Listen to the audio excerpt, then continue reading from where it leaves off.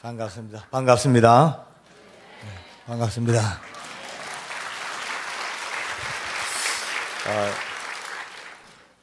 수많은 눈동자 뒤에 있는 걸 생각해 영 기분이 좀 이상합니다. 마침 제 앞에 저도 화면 보니까 좀 괜찮네요. 아멘 하신 분은 큰 복을 받으십시오. 그까지 더 크게 안 했더요. 지금 저도 1, 2, 3부 정신없이 달려오면서 저도 이제 기대가 됩니다. 과연 이번에는 또 어떤 은혜들을 서로 받으실까? 지금 아까 말씀대로 1부, 2부, 3부 계속 오신 분들하고 자고 인사하겠습니다. 또 뵙겠습니다. 새로 오신 분들하고 인사합니다. 처음 뵙겠습니다. 이제 또 2부 끝나고 나면 2시 반에 또 있죠. 2시 반 맞죠? 예. 계속해서 열린 예배도 또 만나서 은혜 나눴으면 참 좋겠습니다. 그리고 오늘 밤은 이제 마지막 밤입니다. 실제로 지금까지 모든 이 순서들은 오늘 저녁 집회를 초점을 맞추어서 계속 달려온 그렇기 때문에 마지막 밤에 안 오면은요, 말짱 할 겁니다.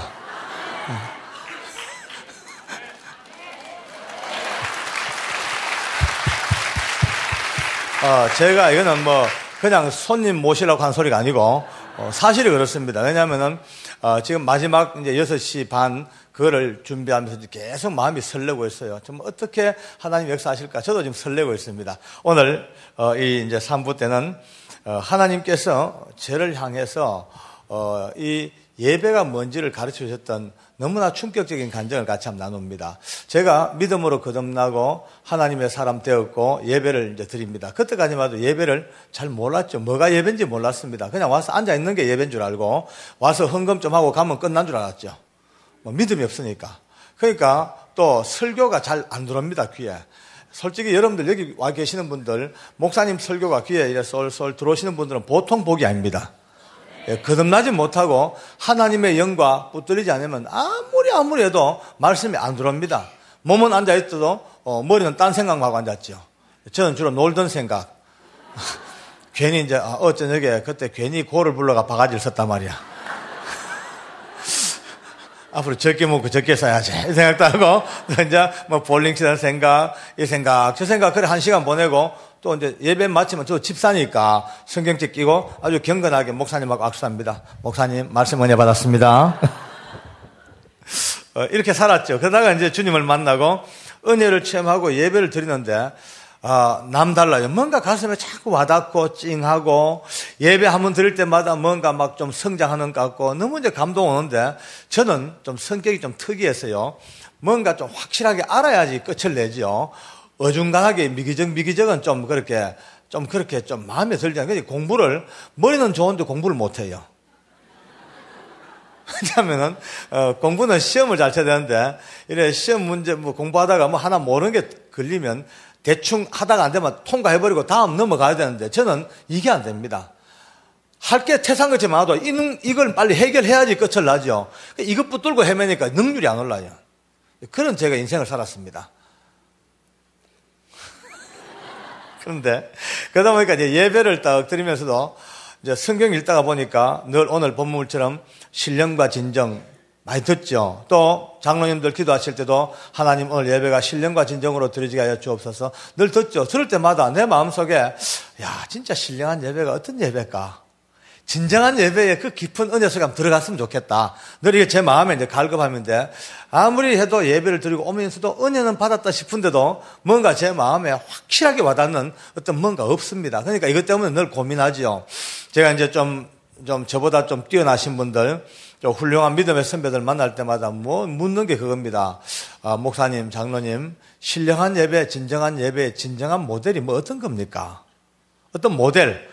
그걸 좀 한번 보고 싶어요. 나도 그 속에 들어가서 평생을 두고 이탈되지 아니하고 그 모델 속에 살고 싶은 내 욕심이죠. 그런데 많은 분들이 신령에 대해서 또 진정에 대해서 단어적으로 설명해 주시고 역사적으로 참 많은 이야기를 해 주십니다만은 그게 제 마음에 참고는 되어도 확실하게 이거다라고 줄이 안 잡혀요. 그렇게 1년, 2년, 3년 참 갈급한 인생을 살았죠. 그러다가 제가 이제 89년도에 드디어 교감으로 승진합니다. 이 교감은 이제 학교 선생님은 교장 교감이 아니고 우리 교도소 계급이 교감이라고 했습니다. 이제 교도보, 교도, 교사, 교의보, 교위, 교감. 그러니까 저도 제법 높이 올라갔죠, 그죠? 전혀 존경의 눈빛이 없어요. 이제 이 교감쯤 되면 무궁화가 3개가 됩니다. 경찰로 말하면 경정급쯤 되죠, 이제. 제법 우리 교도소에서 행세할 만한 계급이 되었어요.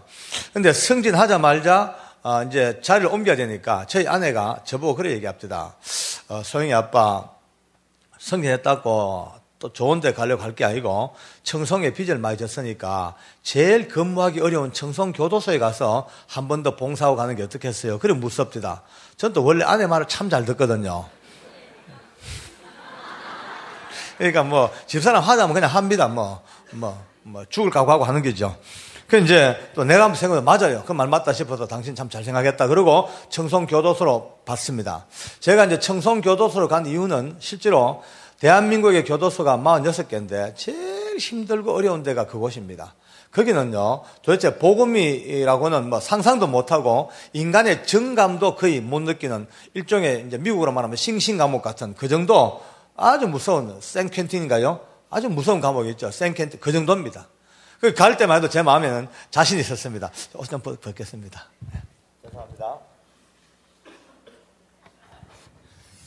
이제 그게 갈 때까지만 해도 내 마음에는 그래 아무리 힘들고 어렵다 하더라도 지금까지 나와 함께 하신 주님을 내가 아니까 성령님이 함께 하시면 못할 게 없다.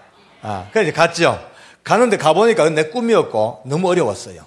보니까 어디서부터 누구에게 어떻게 복음을 전할지 관계가 안 됩니다. 다들 얼굴이 굳어졌고요. 교도관들도 웃는 사람이 없습니다. 전부 다 탁 인상 쓰고 또 특이한 거는 제가 알잖아요. 좁은 바닥이니까 저 사람은 어느 교회 집사님, 저 사람은 장로님, 저 사람은 어느 교회 뭐 전도사님 다 알아요. 우리끼리.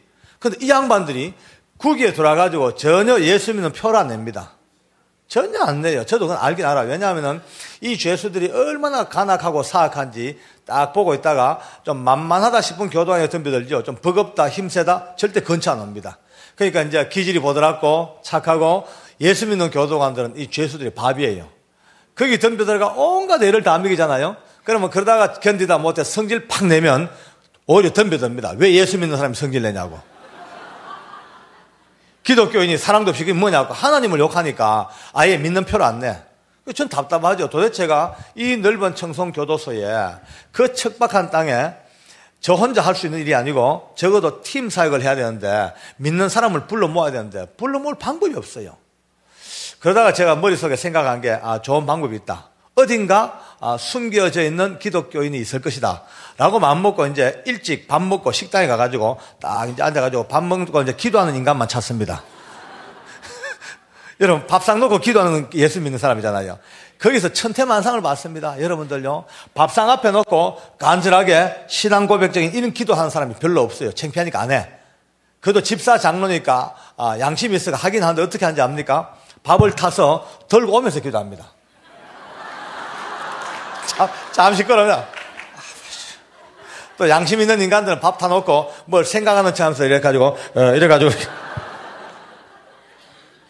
그러니까 이게 어떤 믿음의 근본 용기랄까 어떤 외형적으로 드러나는 표가 없습니다.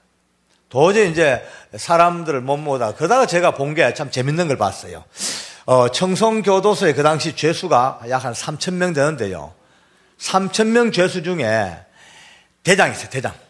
죄수 대장. 어디 가도 이제 우두머리가 있죠. 자기들끼리 형성된 그 이제 계층 속에서 최고 대장이 청송교도소 독방에 떡 앉아가지고 얼마나 파워가 센지요. 전체 3,000명 죄수들의 정서를 좌우로 가지고 놉니다. 어마어마한 파워입니다. 누군지 조금 짐작가실 거예요. 아마 대도조생이라고 거 아시죠? 예, 아시죠? 한국의 유명한 도둑입니다. 아마 일찜의 다음에 큰 도둑입니다. 막 고관 대작의 집만 털고 뭐 신출 귀몰하고요. 탈출의 명수고 자간 그 당시에 모든 범죄 세계의 최고 우상이었습니다. 이제 그 사람이 한때 나와서 그렇게 열심히 복음사에 가다가 4년 전에 일본 건너갔다가 그것도 일본 내 복음 전하러 갔다가 도둑질 해가지고 또 붙잡혀가지고 3년 6개월 징역 살고 들어와가지고 얼마 전에 또 붙잡혔습니다.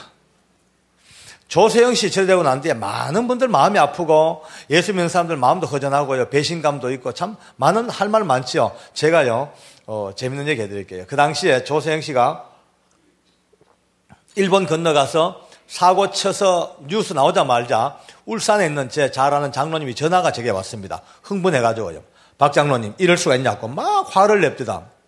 제가 왜요? 이러니까 아니 조세영이가 어쩌자고 저런 짓을 해가지고 이렇게 우리 마음을 아프게 만드냐고 막 화를 냅니다. 그래서 제가 그랬어요. 장로님 누구보다 제 마음이 제일 아프구만요. 조세영은 제 태신자고 또 저하고 믿음의 파트너였는데 막상 저 꼴 보니까 내 마음이 제일 아픕니다. 제가 그랬어요. 그러니까 그 장로님 말씀이 조세영이가 일본 가기 직전에 자기들 교회 와서 부흥회를 하고 갔대요. 부흥회는데 얼마나 은혜를 받았는지 온 교회가 눈물로 은혜를 받았대. 근데 막상 저 꼬라지 보니까 너무 배신감이 잘 아파가지고 자기들 교우들 갖고는 간정 테이프 다 못하가 불사질러 부렸대. 그래서 그 얘기 듣고 내가 그랬어요. 장로님, 그 불사지는 건 좀 심했네요. 그러니까 왜 어렵대다. 제가 그랬죠. 뭐 조세희가 비록 나쁜 짓 하긴 했습니다만은 따지고 보면 별건 아닙니다. 평생 하는 도둑질 한 번도 했는데 뭐 그걸로 불사지르고 그럽니까? 그런 논리 같으면 장로님이나 난들 살아있겠습니까? 우리도 하나님 앞에 구원받고 난 뒤에 얼마나 크고 많은 죄를 짓고 살면서 끊임없이 용서받는데 뭐 조세에 도둑질 됐다고 불사지로 그래요. 뭐 물론 잘못했죠. 안 해야 되죠. 그러나 어쩌겠어요. 기왕 했는 거. 기왕 했는 거 혹시 압니까? 하나님께서 조세영을 좀 더 나은 인간으로 만드시려고 한국에서 안 되니까 일본까지 유학을 보내가지고 어찌 압니까? 그랬더니 그 장로님 막 웃다가 말 된다 야 이럽니다. 따라합시다. 말 된다. 말 됩니다. 우리가 예수 믿고 살면서 자신도 모르게 자기 함정에 빠집니다. 왜냐하면은 큰 죄 안 짓고 그나마 사회에서 제법 일하고 살다 보니까 우리 스스로가 제법 괜찮은 죄인으로 착각을 합니다. 좀 그래도 고상한 죄인, 좀 배운 죄인, 좀 그래도 학위나 좀 몇 개 가지고 있고 그나마 집 한 개나 마련했고 미국까지 와가지고 정착해 사는 제법 그래도 괜찮은 죄인이라고 착각한단 말이에요. 실제로. 참 얼마나 오늘 이제 저녁에 오늘 밤에 여러분과 제가 얼마나 무시한 사형수라는 걸 한번 들을 겁니다만은 어쨌든 간에 제가 그랬어요. 이 차 운전하다가도 그렇죠. 틈만 나면 막 끼어듭니다. 한국 차 운전 무섭습니다. 요만한 틈만 나면 끼어들죠. 살인운전. 그런데요, 남이 막 끼어들면 전부 난폭 운전이고 지가 끼어들면 차선 변경이요.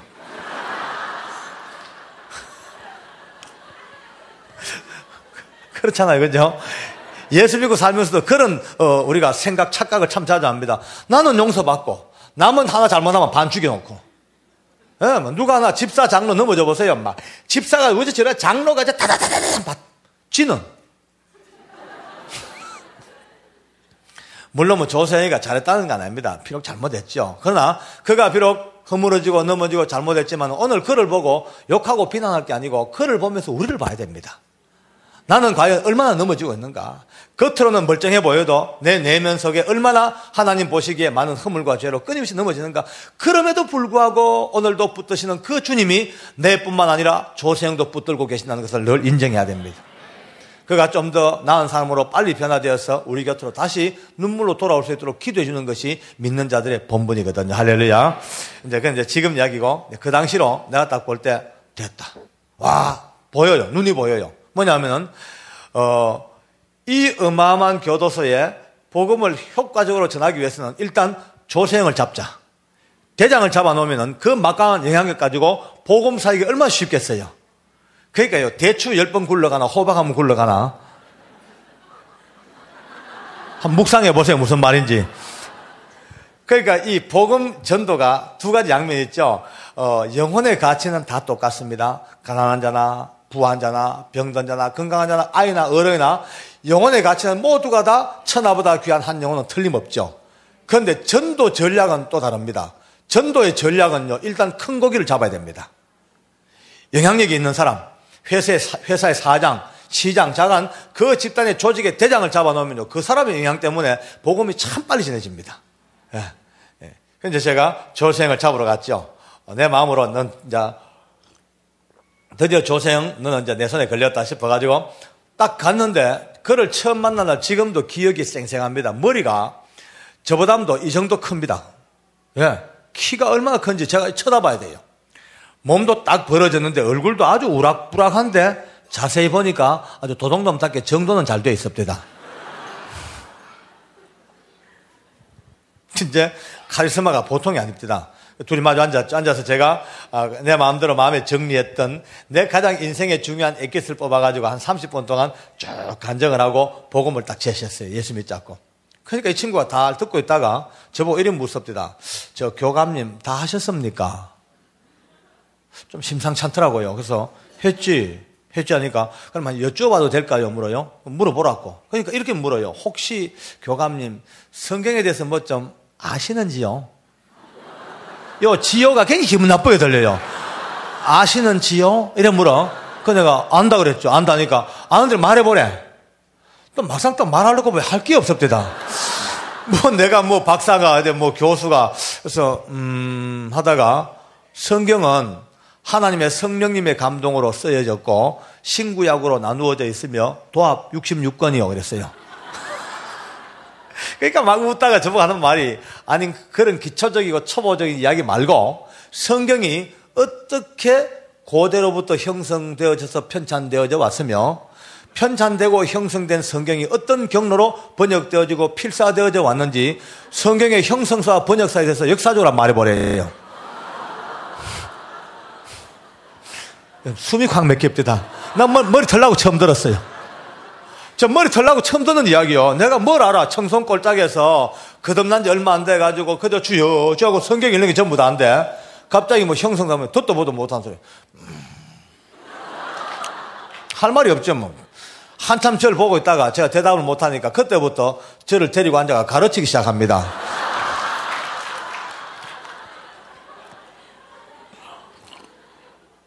기가 막히대요. 저 이런 얘기예요. 교감님, 성경은 원래부터 한 권의 책으로 형성된 게 아니고 수많은 세월을 두고 단편들이 축적되어 왔대. 그러면서 몇 년도에 어디에서 엘로힘 문서가 발견됐고 어디에 야훼 문서가 발견됐고 쿰람 사본 하는데 나는 듣기 처음 들으니까 눈만 끄벅끄벅거리고 이제 쳐다보고 이제 속으로 영하대. 진짜 영하대. 도둑놈이 영하기도 하네. 어째 잘하노? 거침이 없어요. 거침이 없어. 그 긴 세월 동안 파피루스 아니면 뭐 양피지 아니면 뭐 두루마리에 그렇게 기록되어진 단편들이 수많은 세월을 모아줘다가 주 몇 년도에 어디서 이제 종교회의를 거쳐서 거기에서 비로소 66권이 정경으로 확정이 됐대. 근데 이 정경도 최초로 이집트에서부터 알렉산드리아에서 70인 번역본이 나오기 시작했고 안디옥 사본 무슨 사본 성경의 사본을 꿰고 앉았어요. 그 많은 세월을 두고 번역되어지고 필사되어져 오면서 많은 오류와 실수가 넘쳐들어왔기 때문에 지금 교감님이 들고 있는 그 성경은 가짜입니다. 거기 쏙지 말고 빠져나오시지요. 알아야 면장을 하죠. 대꾸 한마디 못하고 전도하러 갔다가 전도는 못하고 신학 강의만 한 강의 들었어요. 근데 내가 그랬죠. 다음에 보자. 얼마나 자존심이 상한지 압니까? 미치겠어요. 도둑놈한테 당했단 말이에요. 도둑놈한테. 제가 도둑놈 가니까 욕하는 게 아니고 이 교도소에서는 죄수들 부르는 애칭이 도둑놈입니다. 아주 이게 죄수들에게 야 이 죄수야 하면 굉장히 기분 나빠요. 야 도둑놈 하면 쌩 웃습니다. 멀리 안 갔대.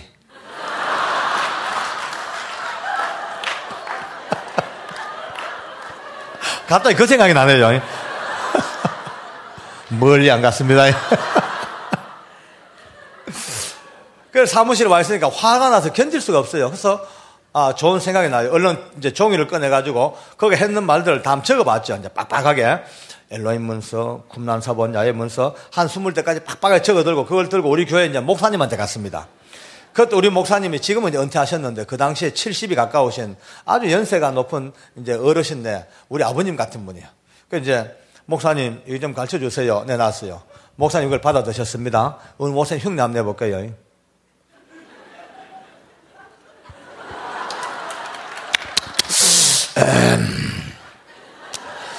글쎄 나도 그 신학한 지가 오래돼가지고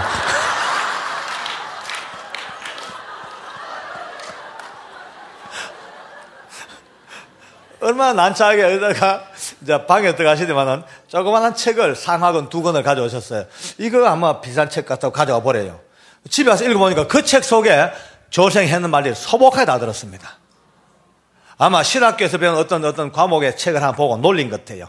제가 그 책 두 권 손에 넣었으니까 얼마나 신났겠습니까? 무려 3주일 동안 이를 악물고 달달달달 외웠습니다. 아예 막 연도까지 달달달 외웠죠. 내 마음은 오직 하나, 불타는 복수심밖에 없어요. 한 번 더 붙자. 리턴 매치 하자. 3주일을 디립다 외우니까 성경의 형성사 번역선 자신만만해, 이제. 3주일 만에 조생 잡으러 간 겁니다, 이제. 나도 이제 내공을 갖췄으니까. 가서 이제 딱 풀어냈죠. 딱 자리에 앉으면서 이 인간이 내 손 잡고 앉으면서 저 교감님 자유주의 신학에 대해서 아십니까? 세상에, 아니 저는 민주주의 공산주의 나라도 자유주의 신학은 처음 들어봤죠, 그날요. 그래 3주일 동안 공부했는데 한 번 못 써먹고 자유주의 강의만 듣고 앉았습니다. 이제 나는 막 속이 터져 미치겠어요. 틈만 나면 성경 번역 끌고 나가려고 준비를 갖춰도 얼마나 말에 능한지요. 상대방을 능히 제압해버리고 말 한마디 못하게 해놓고 지 혼자 다 있고 끼들어가 버리네. 또 집에 와가 또 자유주의 또 찾아갔더니 공부.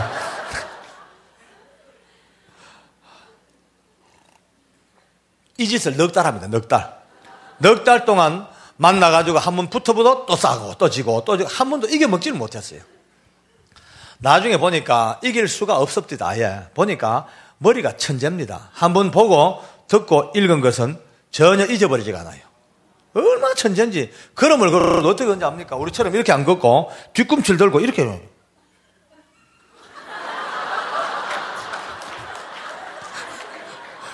참 희한하죠. 왜 그래 걷냐니까 자기는 초등학교 3학년에 학력에 전부라 배운 게 없대. 그래서 열심히 읽고 듣고 머리에 담아야 되는데 어렵게 담아놨는 거 잘못 쿵쿵거려 흔들려 쏟아지면 안 된다 이게. 이 하드디스크를 보존하기 위해서 좀 특이한 인생이라 뭐 기왕 말랐으니까 한마디만 더 합시다. 이 사람이 전과가 신령 전과가 6범, 입건 전과가 10범입니다. 그러니까 16범이에요.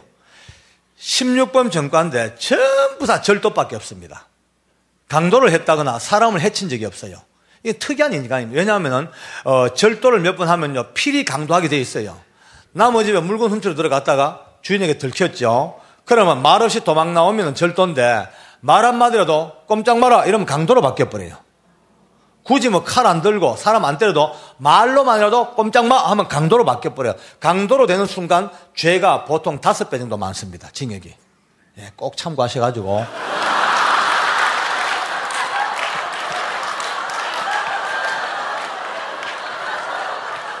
아니 오해하지 마세요. 하라는 게 아니고 혹시 집에 도둑이 들었다가 마주쳐가지고 꼼 하거든 쉿 하세요. 너 꼼짝 마라 하면 너 강도된다. 그냥 절도로 돌려보내라 하는 이야기지 하락하는 게 아니고. 조세형은 거짓을 한 번도 안 했어. 저보고 그런 얘기 합니다. 교감님 저는 같은 도둑놈들 입장이지만 이해를 못하겠대. 왜 하니까 아니 남의 집에 물건 훔치러 들어갔다가 주인에게 들켜서 왜 그 벌 주고 해꾸지 하냐고. 그 집 모든 집은 딴 집 쐈는데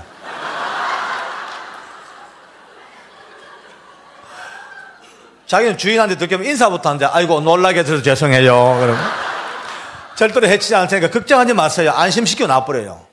그러니까 도둑이지만 자간 멋이 있어. 철학이 있는 도둑이에요. 자간. 근데 그건 자기 입장이고 저는 그 인간만 생각하면 열받잖아요.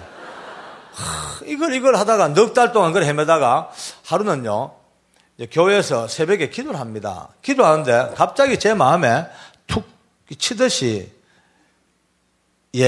너 지금 무슨 짓거리 하고 있냐? 너 조세형하고 신앙하냐? 그 영혼을 사랑하고 복음을 전해야지. 무슨 잘난 자랑하고 무슨 뭐 자존심 싸움하냐 이런 느낌이 툭 치고 지나갑니다. 아, 내가 깜짝 놀랐죠. 눈이 떠집니다. 여러분 제가 이제 보니까 많은 하나님을 믿고 사는 사람들 중에 복도 많지만은 진짜 큰 복은 깨닫는 복입니다. 깨닫지 못하면 짐승이라 그럽니다. 제 말이 아니고 성경 말씀에 종귀에 처하나 깨닫지 못하는 사람은 짐승과 똑같아요. 멸망하는 짐승과 똑같아요.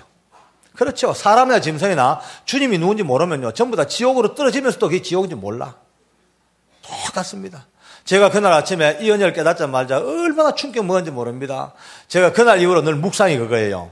여러분요, 로켓 발사해가지고 달나라 보내려고 그러면은 발사할 때도 참 계산을 치밀하게 합니다만은 발사해놓고도 끊임없이 휴스턴에서 궤도 수정을 해줘야만이 안착하듯이 우리의 믿음의 삶도 구원의 길로 나왔지만은 이게 다가 아니고 구원받은 백성이 하나님 나라 가는 그날까지 끊임없이 자기의 믿음의 궤도를 수정해야만이 주님이 원하는 올바른 길을 간단 말입니다.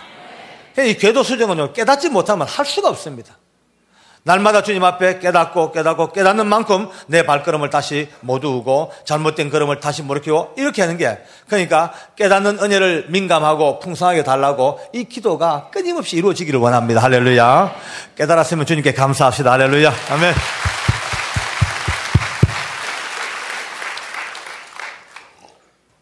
그날 드디어 아침에 이제 출근하면서 제 마음에 결심을 했어요. 출근하자마자 불러냈죠. 이제 그랬어요. 조 형제, 할 말이 있다. 네, 졌다. 이제 안 싸울 끼다, 당신하고. 내가 뭐로 보나 못 이길 거 이제 알았다. 머리도 안 좋고, 독서량도 부족하고, 논리도 부족하고, 뭐로 보나 당신을 이길 수가 없겠다. 졌다, 항복. 절대 이제 이런 문제가 싸우지 말자, 항복. 그런데 다 졌는데, 딱 하나 내가 당신보다 더 잘하는 거 한 게 있다. 그건 뭐냐면은, 하나님이 살아계신데. 예? 하나님 살아계시는 거 이거 하나만큼은 내가 당신보다 몇백 배 몇천 배 더 잘한다. 하나님 살아계신다고 고함을 지르니까요, 넉 달 동안 스트레스 다 풀립니다. 말끔히 다 풀려버렸어요. 그러고 이제 손잡고 기도를 했죠. 기도했죠.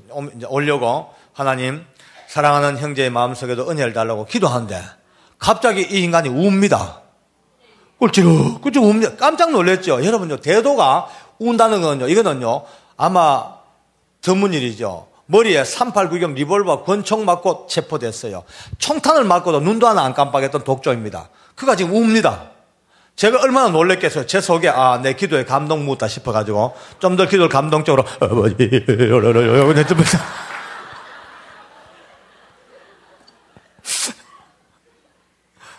그 나중에 보니까 내 기도에 감동 묻은 게 아니고요, 이미 자기가 오래전에 하나님을 믿고 싶었대. 깜짝 놀랐습니다. 무슨 말이냐 물으니까 많은 사람들이 자기에게 전도해주고 사랑을 베풀어주고 좋은 말로 위로하고 기도해주고 그럴 때마다 자기 속에 그래 나도 예수 믿어야지 마음은 다 먹었대요. 근데 나머지 1% 자존심 때문에 문을 닫고 있었다는 거예요. 지금까지 대도라는 이름으로 살아왔는데 이제 와서 내가 무슨 하나님 앞에 무릎을 꿇기냐고 억지로 이제 버텨왔는데 이제 지난 넉 달 동안 너무 괴로웠대, 솔직히. 오늘도 교감님 기도를 들으면서 이제는 자기도 마음을 열어야 됐다. 그렇게 마음 먹었. 그때부터 쉽게 마음을 엽니다. 그러니까 제가 전도한 게 아니에요. 여러분요, 전도왕이라는 이름을 함부로 쓰면 안 됩니다.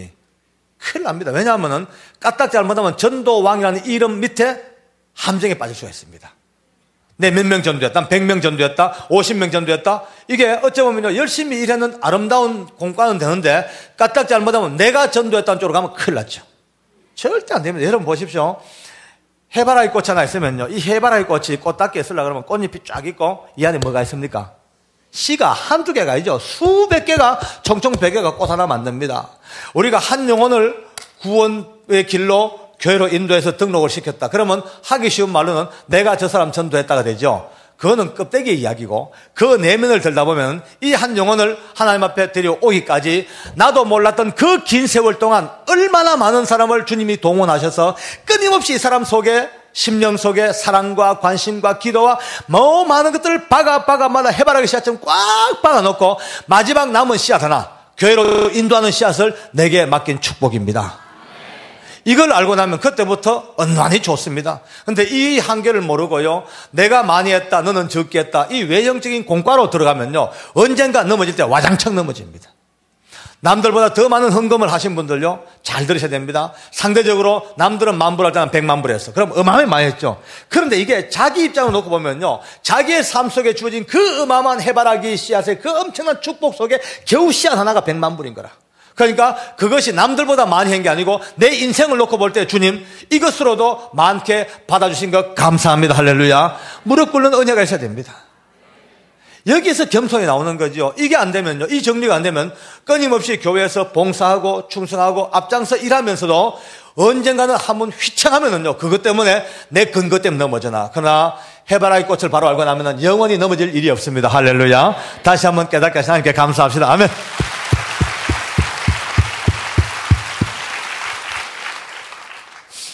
제가 그걸 깨닫고 얼마나 놀랐겠습니까?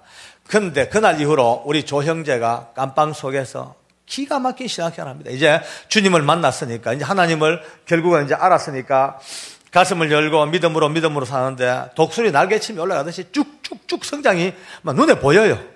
얼마나 기쁜지. 근데 그게 2달 정도 지나가니까 한계 상황을 딱 맞습니다. 딱 한계점에 도달하고 그때부터 내리막길이에요. 갈급하고 메말라하고 막 그냥 괴로워 견딜 수 못해요. 왜냐하면 그럴 수밖에. 왜냐하면은 혼자니까 누구하고도 성도의 교통이 안 됩니다. 성령의 교통이 없습니다. 여러분 성도가 교제하고 만나서 교통하는 건 어마어마한 복입니다. 할렐루야. 예? 그러니 이 독방은 누구하고도 교통이 안 되니까 결국 혼자서 갈급해하고 막 그냥 건조해지기 시작하는 거죠. 저도 봐도 걱정이나 저거 어떡할까 싶은데 하루는 희한한 일이 생겼습니다. 장성우라는 죄수가 붙잡혔는데 이 장성우는 그 당시에 청송교도소의 제일 심각한 이 주먹 깡패입니다. 욱하면 욱해버립니다. 생각을 못해. 이 별명이 단순세포, 원형대물 그래 불러져요. 그러니까 아주 위험한 인재니까 조세영은 1방에 있고 소장 지시가 장성우는 제일 끝방 32방에 격리해서 수용시키래. 그러니까 1방과 30방 끝과 거기가 달라요. 그러고 이제 장성우를 수용해놓고 그의 신분 기록을 보니까 그 종교 안에 여호와의 증인이에요. 좀 특이합니다. 알아보니까 옛날 대구 교도소에 징역 살 때 여호와의 증인에게 전도를 받긴 받았는데 아직 깊이 물은 안 들었어요. 아직 이제 겨우 학습만 받고 세를 안 받았네. 제가 볼 때 조금 됐다 싶어가지고 제 후임 집사 중에 아주 믿음 좋은 제 직속 부하 중에서 좋은 집사님이 있어요. 불렀죠. 정 집사. 책임지고 장성우 변화시켜라. 요거 이단이지만 깊은 물 안 먹었으니까 빠른 시간 내에 3일체만 고백시키면 써먹는다. 믿겠죠. 왜냐하면 여호와의 증인들은 여호와 하나님만 믿지 예수님을 못 믿습니다. 예수님의 신성을 몰라요. 그러니까 이제 몇 개 나왔지만 우리 정집사가 아침 저녁 시간 다니면서 장성우에게 복음을 전하고 사랑을 전해요. 한 달 지났을까? 어이구 놀랬습니다. 장성우가 복음을 받아들이고 뒤집어졌어요. 아멘입니까? 그런데요, 알고 보니까 그 복음으로 뒤집어지기 전에 먼저 받은 은혜가 하나 있습니다. 그 은혜가 뭐냐면 통닭 은혜를 먼저 받았더라고요. 우리 정집사가 갈 때마다 남몰래 통닭 갖다 먹입니다. 그럼 장성우는 그 청송교도소 독방에서 통닭 먹는 진시황제 불로초 마찬가지예요. 얼마나 고맙겠어요. 뜯어먹으면서 아멘 아멘 삼위일체 할렐루야 아멘. 먹는 은혜가 제일 큰 은혜입니다. 실제로 교회가 성장하려면 잘 먹여야 됩니다. 어떤 분들은 먹는 거 절약해가지고 선교하자 그러죠. 저는 그 반대입니다. 많이 먹이고 선교는 더 내가 해야 됩니다. 아멘. 잘 먹어야 됩니다. 언약이에요. 아마 오늘 점심때 한번 보겠어요. 어떤지 한번. 어떤 성우가 통닭 먹다가 마음이 열린 마음 속에 드디어 복음을 받아들입니다. 예수님이 하나님의 본체이시고 또 하나님의 아들이시라. 이 땅에 육체를 입고 내려오셔서 십자가에 못 박혀 죽으시는 그 순간 자기의 모든 죄가 한 방에 해결돼 버렸다. 이게 믿음으로 보니까 뒤집어져 버렸죠. 장성우 지은 죄는요 눈 뜨고 못 읽습니다. 얼마나 징그러운 인간이죠. 자기가 자기도 사람이 아니라고 그래요. 그가 잔인무도한 인간입니다.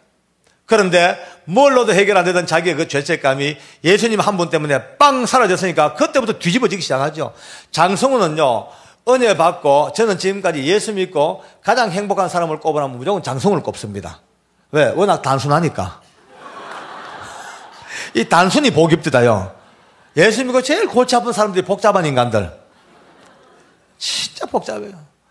장성우는요 말씀대로 사니까 나중에 독방을 나와가지고도요 세상에요 얼마나 놀라운 능력을 갖지 않으십니까? 하나님이 믿음대로 역사하니까 자기는 이렇게 믿습니다. 믿음의 기도는 병든 자를 일으킨다. 그걸 믿으니까 손만 대면 병이 나아요. 여러분요 척추 카레스 환자가 벌떡벌떡 일나지요. 간질 환자가 일나지요. 참 부끄러운 고백이지만 제 왼쪽 코 충동증으로 장성우가 나사줬어요. 이것도. 근데 성우한테 기도받고 나왔습니다. 이거. 그러니까 하나님의 능력은 장로, 집사, 도둑놈 이 문제가 아니고 누가 하나님 말씀을 신뢰하냐 여기에 역사가 나타납니다.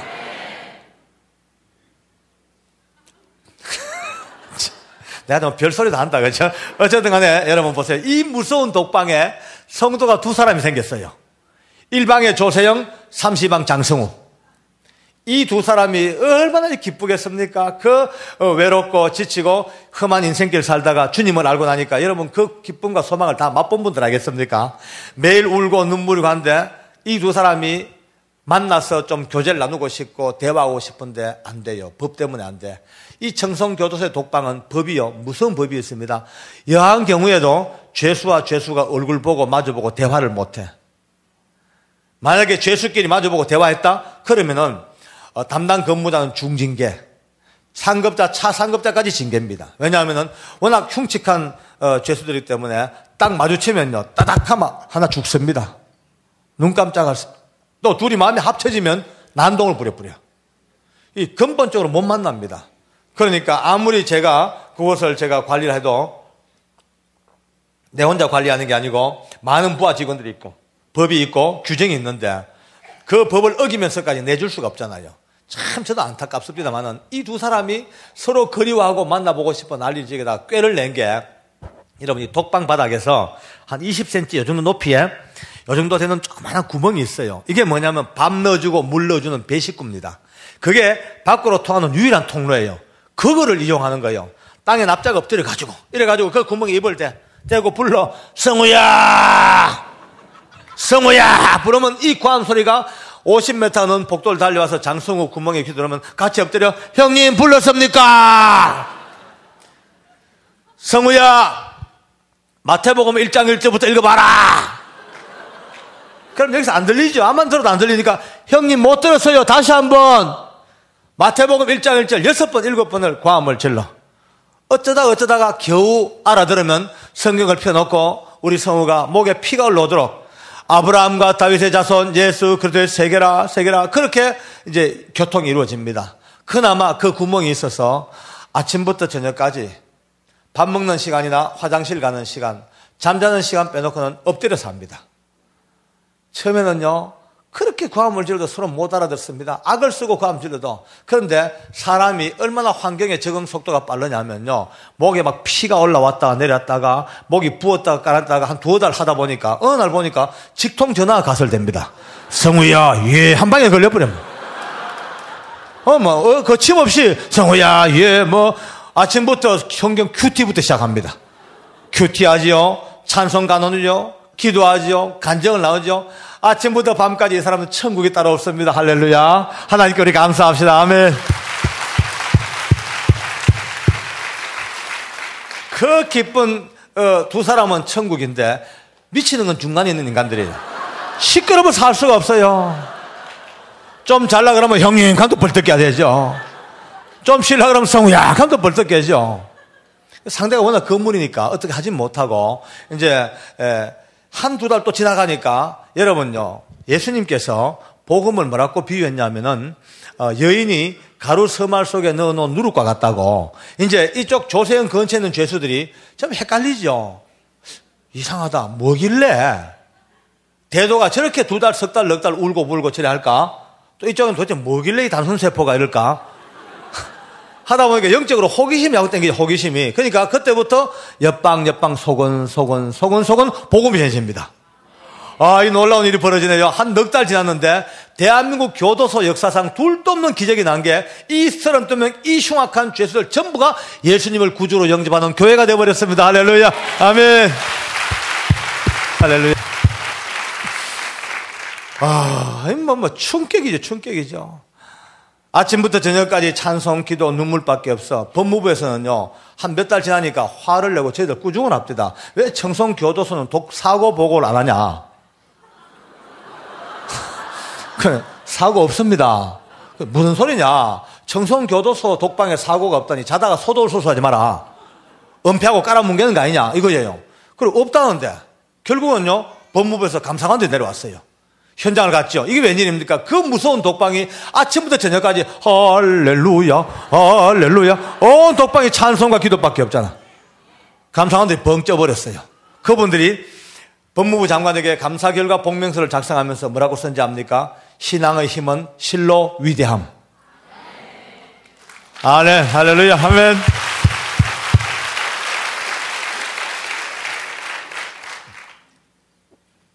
이들의 믿음이 매일처럼 여러분 그래요. 죄가 더한 곳에 은혜가 넘쳤다고요. 일생을 두고 가장 섭지 속에 살던 이들이 주님 만나야 어떻겠습니까? 뜨거움이. 그런데 이들이 믿음이 올라가니까 저를 괴롭혀요. 제가 지나가면 불러요. 깜빵에서. 계장님 불러. 그러면 왜 해보죠? 기도해달래. 저도 이제 무릎을 꿇고 그 구멍에 손을 넣고 기도해 줍니다. 기도하고 나면 제 손 잡고 안 나오죠. 손을 뿔건 잡고 교감님 예배 한번 드리게 해주세요. 예배 드리고 싶으면 미치겠어요. 그 다음 방 만나는 애들마다 제 손 붙들고 어떤 죄수는 그래 울어요. 한 번만 예배 드려봤으면 죽어도 한이 없겠대. 그렇죠. 저도 알지요. 그 외로운 독방에서 오랫동안 아무의 얼굴도 보지 못하고 철저하게 폐쇄되어지고 철저하게 격리된, 짐승보다 더 무섭게 격리된 이 사람들이 이제 안 그래도 인간의 그리움이 있던 차에 주님 만나고 은혜 받고 나니까 같이 모여서 정다운께 찬송하고 이 교제를 나누고 싶은 뜨거운 마음을 제가 왜 모르겠습니까? 알지요. 그러나 법이 두 사람도 못 만나는 법이 있는데 32명을 어떻게 만납니까? 불가능이죠. 도저히 불가능이야. 마음이 늘 아픕니다. 이렇게 우리 교회 가서 교인들 볼 때마다, 믿는 사람들 만날 때마다 내 속으로는 뜨거운 눈물이 나요. 내 속으로 그러죠. 참 당신들 행복한 사람입니다. 정말 여러분들 얼마나 자유롭고 행복합니까? 마음만 먹으면 어디 가도 예배하잖아요. 마음만 먹으면 하루 종일 예배할 수 있잖아요. 그런데 지금도 독방에 우리 형제들은 예배 한번 드렸으면 죽어도 좋겠다고 울고 있단 말이죠. 얼마나 마음이 부담된지 아십니까? 그러다가 한 번은 이게 잘하면 예배할 수 있겠다 조금 가닥을 잡았어요. 그래서 이제 예배 준비를 합니다. 미리 순서지를 만들어서 다 나누어주고 설교 준비는 제가 해야 돼요. 아무도 못 들어오는 곳이니까. 제가 하려는 설교가 얼마나 어렵습니까? 그러니까 할 수 없이 지난주에 목사님 설교에는 뺏기가지고 대충 주물딱주물딱 끼 맞춰가지고 이제 좀 컨닝을 좀 해가지고 이제 만들어 봐요. 그것도 참 어렵습니다. 해보니까요. 그러니까 목사님 설교는요 무조건 은혜 받아야 됩니다. 네. 무조건 이건 어떤 사람들 은혜가 되니 안 되니 그거는 배부른 소리입니다. 진짜입니다. 하나님 말씀이 선포되는데 은혜가 되고 안 되고 자기 심령의 상태지. 자기 심령의 은혜가 되면요 천하면 돌덩거리가 얘기해도 은혜 되게 되어 있습니다.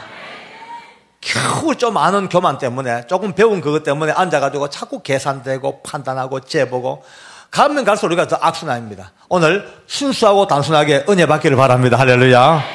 드디어 이제 예배날 되면 제가 찬송 가득 성경 끼고 들어가 독방에 가서 문 잠그고 아무도 못 오게 문 잠그고 독방 이제 중앙에 딱 복도 중앙에 서서 저도 목에 피가 올라오도록 고함을 지릅니다.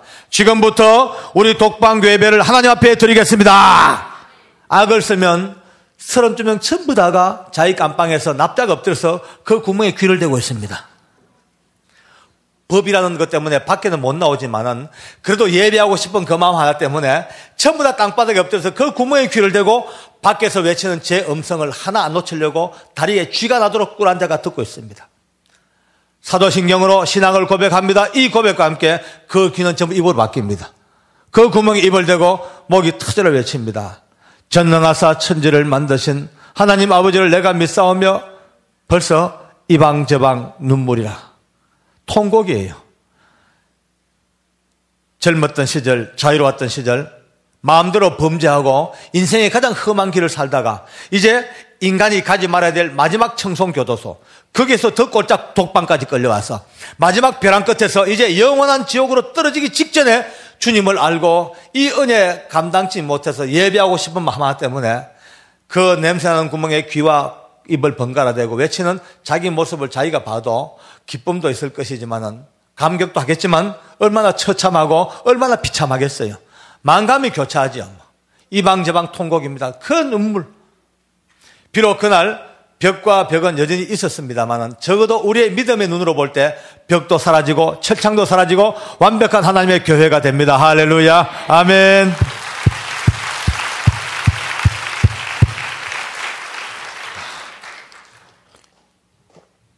비로소 제 마음속에 오래전부터 품어왔던 의심 아니면 궁금증, 어떤 예배가 신령한 예배일까? 어떤 예배가 진정한 예배일까? 바로 그날 말이죠. 그래, 이런 예배가 신령한 예배가 아니겠나? 그래, 이런 예배가 진짜 진정한 예배가 아니겠냐. 예배 한번 드리고 싶어가 몸부림을 치고 말씀 한번 들었으면 죽어도 한이 없겠다는 그 처절한 마음으로 예배를 기다리다가 상황과 형편과 조건과 환경 아무 관계없이 말씀을 듣기 위해서라면 이 땅바닥에 무릎을 꿇고서라도 그 구멍에 귀를 대고서라도 말씀을 듣고야 말겠다는 이 처절하고 낮아진 마음, 이 마음 자세가 신령한 예배, 진정한 예배가 아니겠나. 영원히 잊지 못할 믿음의 사진이 제 심령에 착착 찍혀버렸습니다. 여러분, 더 놀라운 사실은 지금도 이 예배가 드려지고 있습니다. 세월은 바뀌었고 사람도 바뀌었지만은 신실한 믿음의 교도관들이 여전히 독방을 이어받아서 주일, 수요일, 금요일 공예배 때마다 어김없이 지금 청송교도소 독방에서는 그 꿇어 엎드려 드린 예배가 드려지고 있습니다. 할렐루야, 아멘.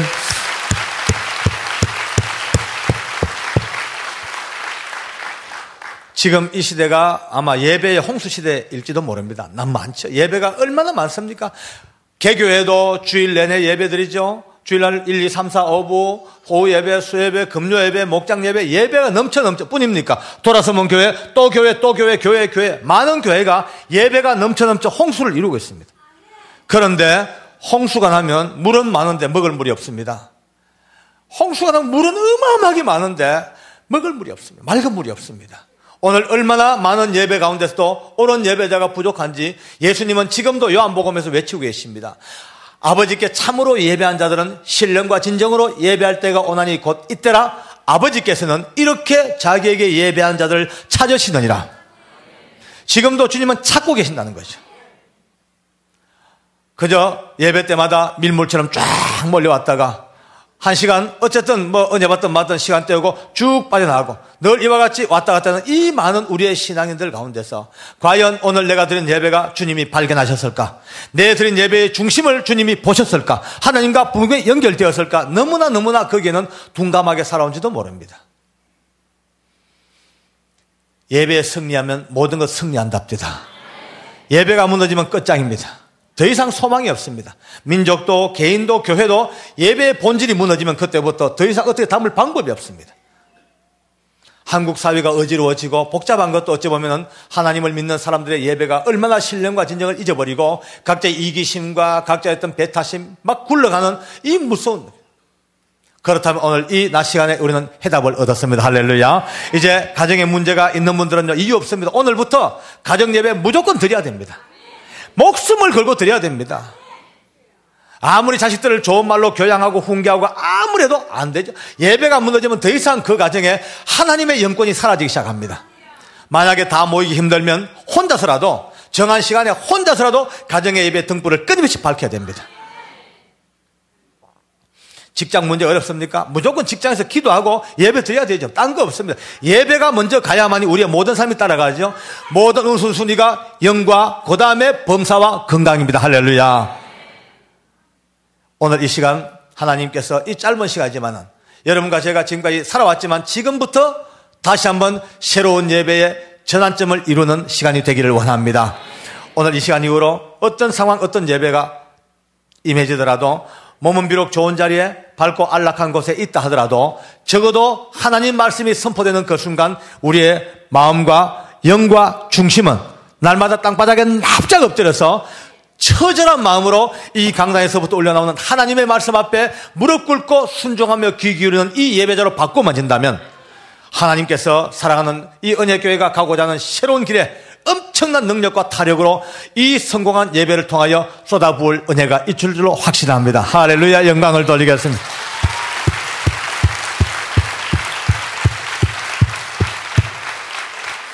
지금 이 시간도 우리 예수님께서는 온 우주를 쩌렁쩌렁 울리면서 끊임없이 외치고 계십니다. 하나님은 영이시니 예배하는 자가 신령과 진정으로 예배할지니라. 오늘 이 시간에 주의 음성을 듣는 시간 되기를 원합니다. 기도하겠습니다. 우리 하나님 너무나 감사합니다. 이 시간도 신령과 진정의 깊은 의미를 다시 한번 청송교도소 독방에서 깨달아 보았습니다.